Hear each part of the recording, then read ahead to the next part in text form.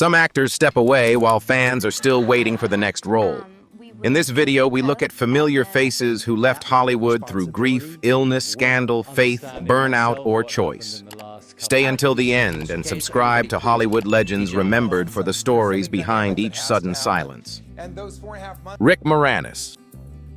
By the early 1990s, Rick Moranis had become one of the comedy actors audiences could recognize almost instantly. Ghostbusters, Spaceballs, Little Shop of Horrors, Parenthood, and Honey. I Shrunk the Kids gave him a run that most comic actors never get. His characters were often nervous, polite, awkward, or overwhelmed. But he knew how to make that kind of man funny without making him fake. At the same time, his career was still strong. His private life changed completely. His wife, Ann Belsky, died of cancer in 1991, leaving him to raise their two children. Moranis kept working for a while, but movie schedules meant long days' travel and too much time away from home. By the late 1990s, he stepped away from live-action films because being present for his family mattered more than staying visible in Hollywood. How many actors would leave while the phone was still ringing instead of waiting until the industry stopped calling? What made his disappearance unusual is that it was not caused by scandal addiction or a career collapse. Moranis did not make a dramatic retirement speech. He simply stopped chasing the business. Years later, he explained that he was not officially retired, only more selective. That also explains why he turned down the 2016 Ghostbusters cameo. A quick appearance did not make sense to him. Since then, he has done voice work, music, and rare projects, but he has avoided the full Hollywood machine. Fans still ask about him because his exit felt unfinished. Rick Moranis left while people still liked him, and that choice made his absence stand out even more. Randy Quaid. Randy Quaid had a stronger career than many people remember now. In the 1970s, he earned major attention for The Last Detail, playing a young sailor opposite Jack Nicholson. That role brought him an Academy Award nomination and proved he could do more than broad comedy.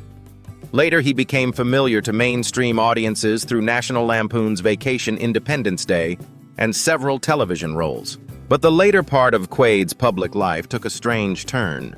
Instead of new acting work, his name started appearing in stories about court dates, arrests, unpaid bills, and property disputes. In 2010, he and his wife Evie were accused in connection with a Santa Barbara property they said they still owned. They later went to Canada and sought protection there, claiming they feared a group they called Hollywood Star Whackers. Reuters reported that the couple was also detained by Canadian border agents in 2015. How does an Oscar-nominated actor go from respected character work to headlines that sound almost impossible to believe? Hollywood did not completely forget Quaid's talent, but trust became the problem. Studios depend on reliability, and his off-screen controversies made him harder to cast. The acting career that once looked steady became overshadowed by legal trouble and unusual public claims. Quaid has made some later appearances, including a role in the 2024 comedy The Christmas Letter. But the old momentum never fully returned. His story is not about a man with no ability. It is about how a career can become impossible to separate from the chaos around it. Renee Zellweger. Renee Zellweger's break from Hollywood came after a run most actresses would fight to keep. By the early 2000s, she had Jerry Maguire, Bridget Jones's Diary, Chicago, and an Oscar-winning role in Cold Mountain. She was everywhere, and that was part of the problem. The work was successful, but the pace became too much. Zellweger later said she needed time away because she was tired of repeating herself and wanted a life that did not revolve around cameras, interviews, and the next role. Instead of staying visible just to protect her place, she stepped back after 2010 and stayed away from acting for several years. How many stars would risk being forgotten just to feel like a normal person again? During those years, Zellweger was not trying to keep her name in the news. She wanted distance from the machine that had made her famous. No constant film schedule, no red carpets, no pressure to keep proving she still belonged. Her return showed the break had not ended her career. In 2016, she came back with Bridget Jones's Baby.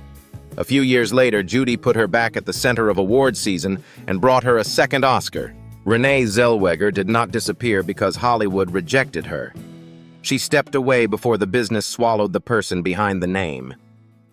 Jack Gleason. Jack Gleason started acting when he was still a child, with small roles in projects like Reign of Fire and Batman Begins.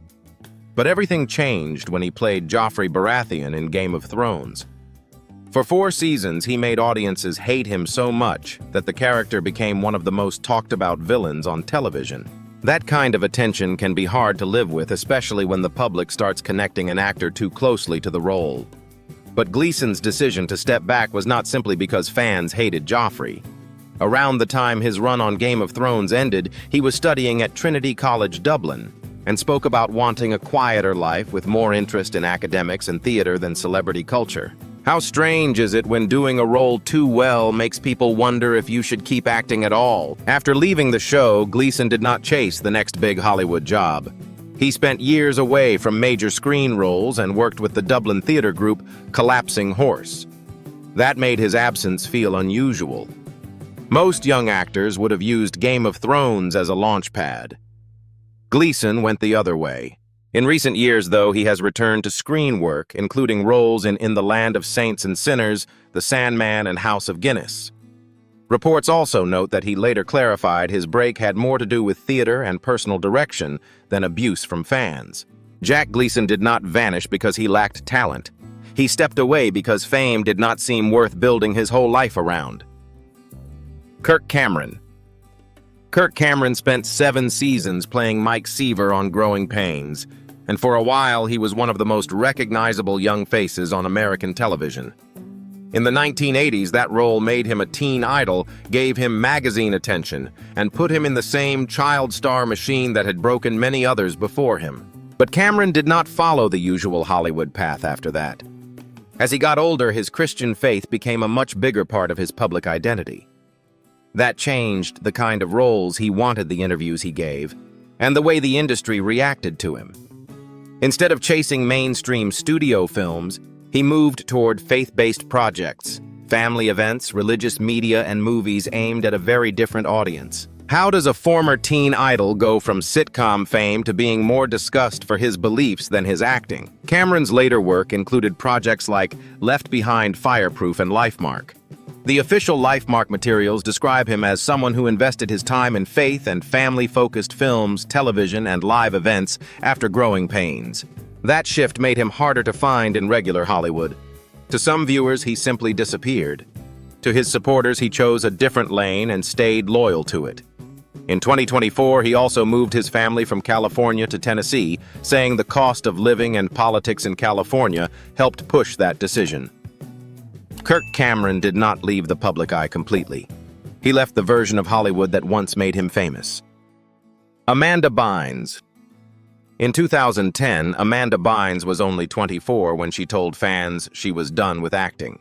That shocked people because she was not a forgotten child star yet. She had already gone from Nickelodeon to movies like What a Girl Wants, She's the Man, Hairspray, and Easy A. Her career still looked alive. But Bynes said she no longer loved acting, and the decision slowly turned into something much bigger than a simple career break. In the years that followed, her name became connected to public concern, legal trouble, mental health struggles, and long periods away from Hollywood. How does someone walk away from fame so young when most actors are still begging for that kind of chance? For fans who remembered her from comedy, the change was hard to watch. Amanda had been quick, funny, and natural on screen. But adulthood brought a different fight, one that played out under media attention instead of behind closed doors. Later, Bynes entered a conservatorship that lasted nearly 9 years before ending in 2022. Since then, she has spoken at times about possible future plans, but a real acting comeback has not happened. Amanda Bynes did not disappear because audiences stopped knowing her name. She stepped away after years inside a business that had used her talent since childhood, and her absence still feels unfinished because people remember how easily she once made it look. Daniel Day-Lewis. Daniel Day-Lewis had already done what most actors never will.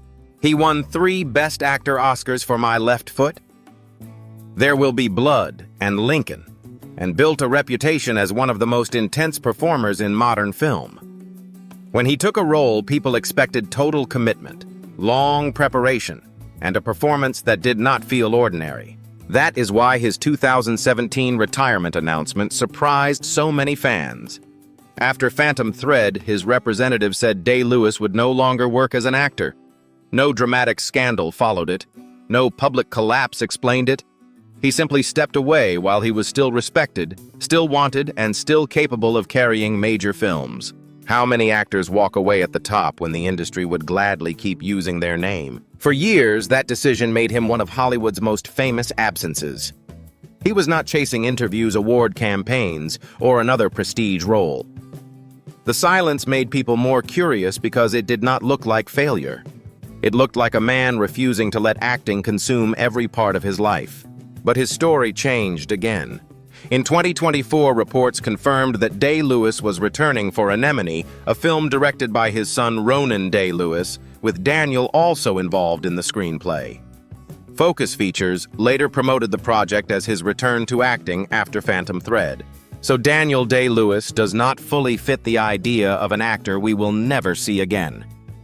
He left long enough to make Hollywood feel his absence, then came back only when the reason was personal enough to matter.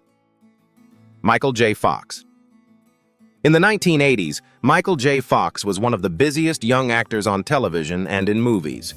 Family Ties made him a household name, and Back to the Future turned Marty McFly into one of the most loved characters of that decade. But behind that fast-moving image, Fox was facing something fans did not know yet. In 1991, when he was only 29, he was diagnosed with Parkinson's disease. He kept working for years before publicly revealing the diagnosis in 1998, then later launched the Michael J. Fox Foundation in 2000 to support Parkinson's research. For a long time, he kept acting through the symptoms. He appeared in shows like Spin City, The Good Wife, The Good Fight, and Designated Survivor. But the disease slowly made the job harder, especially when it came to movement timing and remembering lines. How painful is it for an actor to know the talent is still there, but the body no longer cooperates the same way? In 2020, Fox stepped away from acting because Parkinson's made performing too difficult. Later reports noted that he returned in a recurring role on Shrinking, playing a character with Parkinson's, but this was not a full return to the old Hollywood grind. Michael J. Fox did not leave because audiences forgot him. He left because a real illness changed what acting demanded from him. Even away from regular roles, his fight through advocacy made him visible in a different way. Karen Parsons. Karen Parsons is still remembered by millions as Hilary Banks on The Fresh Prince of Bel-Air. Hilary was spoiled, stylish, and often clueless, but Parsons made the character funny without turning her into a flat joke. From 1990 to 1996, she was part of one of the most recognizable sitcom families on American television. After Fresh Prince, Parsons did not disappear immediately. She worked on projects like Lush Life, The Job, The Ladies' Man, and other film and television roles. But none of them put her back into the same level of mainstream attention. Over time, she stopped chasing the usual Hollywood path and moved towards something more personal. What happens when an actor is remembered forever for one role even after she chooses a different life? Parsons later founded Sweet Blackberry, a nonprofit focused on telling lesser-known stories of African-American achievement to children. The organization's own mission describes its work as bringing untold Black history stories and African-American heroes to young audiences through films, books, and educational resources. That shift explains why many viewers feel like they never saw her again. She was not pushed out by one scandal or one failed performance. She simply built a second chapter away from the sitcom image that made her famous. Her publisher biography also notes that after leaving acting behind, she founded and produced Sweet Blackberry, with animated films narrated by well-known stars and used in schools and libraries. Karen Parsons may not be on screen every week anymore, but she did not waste the attention Fresh Prince gave her. She turned it towards stories she felt children needed to hear. Paula Deen. Paula Deen was not a film star in the usual sense, but for years, she was one of the most recognizable faces on American food television. Her Southern cooking warm accent and comfort food image made her a major Food Network personality. To many viewers, she looked harmless familiar and almost impossible to cancel. That changed in 2013. During a lawsuit involving a former restaurant manager, Dean admitted in a legal deposition that she had used a racial slur in the past. The case also included allegations about workplace behavior at a restaurant connected to Dean and her brother. After the controversy became public, Food Network said it would not renew her contract. How does a woman built on Southern charm lose her place on television almost overnight? The damage moved fast. Sponsors backed away, public apologies did not stop the backlash, and the image Dean had spent years building changed in a matter of days. The same audience that once saw her as a friendly kitchen figure now had to deal with a much darker conversation. The legal side later became more complicated. Reports said parts of the lawsuit were dismissed or resolved, but the public judgment had already happened. Paula Deen did not disappear completely. She kept working through cookbooks, restaurants, online videos, and smaller projects. But mainstream television never looked at her the same way again. Her story shows how one public scandal can cut through years of branding, especially when the image depends on trust. T.J. Miller. T.J. Miller had the kind of career that looked ready to keep growing. He played Ehrlich Bachman on Silicon Valley, appeared as Weasel in Deadpool, and built a reputation as a loud, strange, unpredictable comic presence. For a while, that worked for him. Then the same unpredictability started becoming a problem. Miller left Silicon Valley after 4 seasons, and the exit did not feel quiet. Reports around that period described tension behind the scenes, while co-star Alice Vetterland later accused him publicly of being a bully on set. Miller denied some allegations made against him, but the public image had already shifted. He was no longer just the funny, chaotic guy. He was becoming someone studios had to think twice about. How does a comedian's wild image stop being funny and start costing him work? The biggest legal headline came in 2018 when Miller was charged after allegedly calling in a false bomb threat on an Amtrak train. The U.S. Attorney's Office said no explosive device was found after authorities searched the train. The charge was later dropped in 2021, with reports noting prosecutors cited medical analyses related to Miller's prior brain surgery and its neurological effects. His relationship with Deadpool also became complicated. Miller said he would not work with Ryan Reynolds again, though Entertainment Weekly later reported he said they had resolved the misunderstanding. T.J. Miller did not vanish because he lacked talent. He lost momentum because the off-screen noise became too loud, and Hollywood often stops calling when risk starts to outweigh the joke. Meg Ryan. After You've Got Mail. Meg Ryan was still famous, but her place in Hollywood started to feel different. The big romantic comedies slowed down, the public attention around her personal life grew louder, and the industry that once kept calling her seemed less simple than before. In the 1990s, Ryan had been everywhere with films like When Harry Met Sally, Sleepless in Seattle, and You've Got Mail. Audiences trusted her in stories about love timing, heartbreak, and second chances. But after years of being boxed into that image, she began moving away from the constant studio cycle. Her break was not caused by one scandal or one failed movie. Ryan later explained that she wanted space to live a fuller life outside acting. She also said it helped to think of acting as a job, not a lifestyle. That says a lot about why she stepped back. How many stars walk away because being famous starts to feel smaller than being free? For years, fans wondered why Meg Ryan was no longer showing up in the way she once had.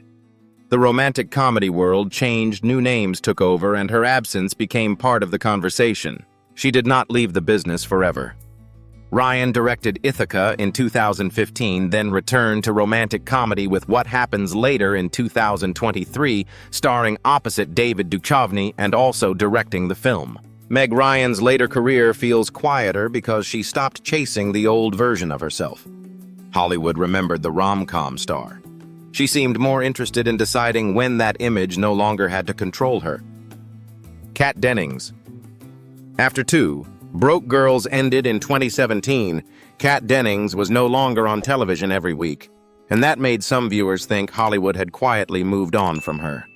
For 6 seasons, she played Max Black, a sarcastic waitress. with a sharp mouth and a tired look that fit the show's rough comedy style. The role made her recognizable, but it also tied her strongly to one character. Before that, Dennings had already built a solid career with films like The 40-Year-Old Virgin, The House Bunny Nick and Nora's Infinite Playlist, and Marvel's Thor movies where she played Darcy Lewis. A BC's own cast profile for Shifting Gears also lists her work in the Thor franchise and several of those film roles. What happens when people remember the sitcom version of you more than the rest of your work? Dennings did not vanish, but her career moved in smaller waves. She returned as Darcy in WandaVision, did voice work as the character in What If, and led Hulu's Dollface from 2019 to 2022. More recently, she joined Tim Allen in ABC's sitcom Shifting Gears, playing Riley, the estranged daughter who returns home with her children. So, Kat Dennings is not really an actress audiences will never see again. She is someone who stepped out of one loud sitcom image and had to rebuild attention in a different way. The name is still familiar, but the spotlight around her is no longer as constant as it once was. Charlie Sheen. In March 2011, Charlie Sheen was fired from 2.5 Men, while he was still one of the highest-paid actors on television. The show had made him a sitcom giant, but the off-screen chaos had become bigger than the ratings. Warner Brothers removed him after months of public substance abuse problems, rehab headlines, and attacks on show creator Chuck Lorre. Before that collapse, Sheen had already built a serious career. Platoon, Wall Street, Major League, and later Spin City showed he was more than just a celebrity troublemaker. But addiction kept following him. The arrests, parties, interviews, and strange public comments turned his name into a warning label for Hollywood excess. The transcript also places him in the group of stars whose careers were damaged by addiction and public behavior. How does a man making millions per episode still end up losing the room completely? After leaving 2.5 Men, Sheen tried to keep working with anger management, but the old momentum never fully returned.